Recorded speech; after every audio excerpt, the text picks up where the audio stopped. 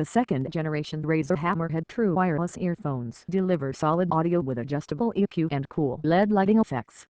At $129.99, the second generation Razer Hammerhead True Wireless earphones cost $30 more than the originals, and in many ways are worth it. For starters, they deliver better audio performance by sealing off your ear canal, and an app allows for granular or exaggerated EQ adjustments. Glowing, colorful LED panels on the outer earpieces help tie the earphones into the company's aesthetic, and you can use an app to control their colors and patterns. Surprisingly, the inclusion of ANC isn't a big selling point, as its efficacy is modest at best. Ultimately, there are wire-free earphones in this price range that offer slightly more bang for the buck, but the second-gen Hammerhead True Wireless in-ears are a solid choice for Razer fans, even if some of their features are more about flair than functionality. Designed for Razer fans, the second-gen Hammerhead True Wireless earphones come in glossy black. The ends of the earpieces have backlit LED panels featuring the Razer logo. The colors of the LEDs, which slowly change from purple to red to yellow to green, can be adjusted in the app or turned off. Like many glossy earphones, the stem-like earpieces are slippery, making them somewhat difficult to remove from the charging case. The earpieces are on the bulky size, but the fit is secure and comfortable over long listening periods. You get 3 pairs of silicone eartips in small, medium, and large. The case is thankfully less slippery, with a matte black surface and a flip-top lid. The included braided black cloth USB-C to USB-A charging cable connects to the bottom. The earpieces have a modest IPX4 rating, as is typical for ANC True Wireless in-ears. It means the earphones can withstand light splashes, so rain or sweat shouldn't be a problem, but they can't handle more substantial water pressure like from a faucet or being submerged. The on-ear controls are sensitive to touch and mirrored. A single tap on either ear controls playback and handles call management. A tap and hold for 2 seconds cycles between ANC and ambient modes. A double tap skips forward a track, a triple tap skips backward, and a double tap while holding the last tap for 2 seconds decreases the volume on the left earbud or increases it on the right. Obviously these controls could be simplified a bit, but Razer allows for customization of the taps in the app, and generally speaking, the controls are fairly easy to operate, although the panels aren't the most sensitive we've tested.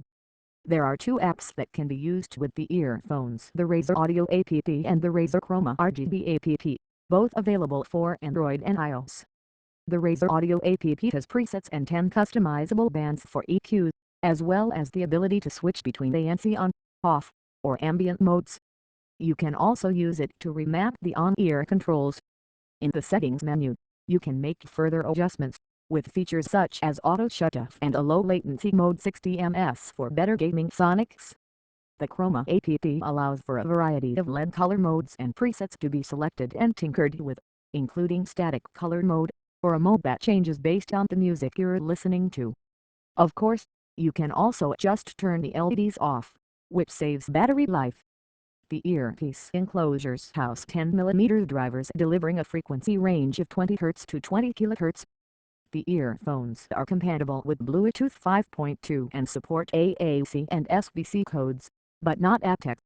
Razer estimates battery life to be roughly 4 hours, with an additional 16 hours in the case when the lighting and ANC are on. These numbers are pretty weak, even for the true wireless category.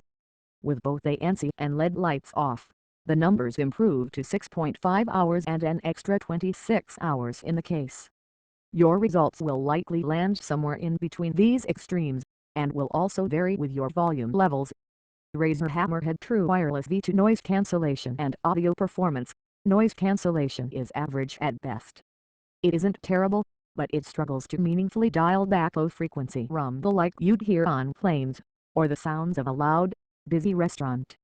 In a quiet room, turning the ANC on adds a little is nothing unpleasant, but it's a sign of less than stellar ANC.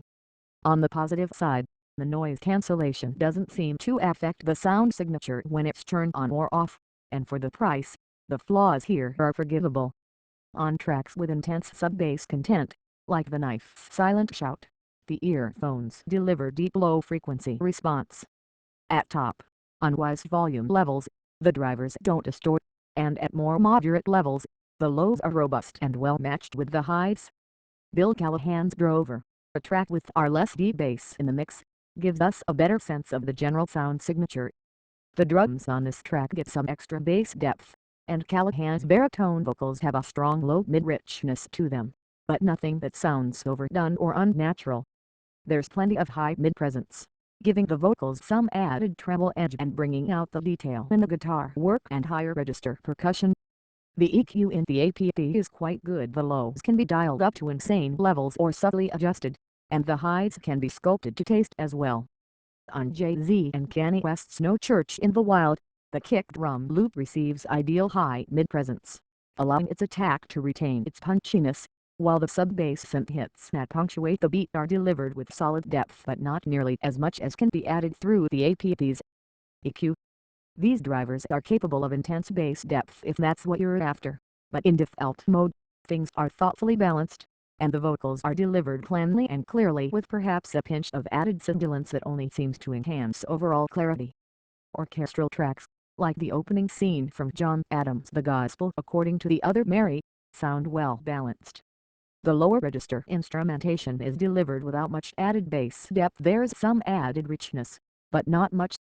The higher register brass, strings, and vocals have a natural brightness that's slightly enhanced by the drivers in default EQ mode. The mic offers solid intelligibility. Using the voice memos APP on Epiphany, we could understand every word we recorded. The mic signal is relatively strong, and even though there are typical Bluetooth audio artifacts in the signal, it's nothing that should seriously affect the intelligibility of your voice on a solid cellular signal. Solid earbuds if you ignore the ANC. The fact that the noise cancellation here is more or less a dub isn't really a deal breaker without it. It's not crazy to imagine Razer still selling the 2nd Gen Hammerhead True Wireless for $130. So think of the very limited ANC as an inclusion that can't hurt, amongst multiple features that are solid. The audio performance itself is quite good, and if the LEDs and customizable EQ draw you in, you're unlikely to be disappointed by the overall performance. That said, there are plenty of sub-$150 true wireless options that we're fans of. If you don't need the LEDs, consider the now $100 JBL Live 300 TW or the $80 Jabra Elite 3, both of which deliver strong audio quality for less money, if it's more effective ANC you're after. Meanwhile, the $130 Soundcore Liberty Air 2 Pro earphones feature the best noise cancellation for the price, earning them our Editor's Choice Award.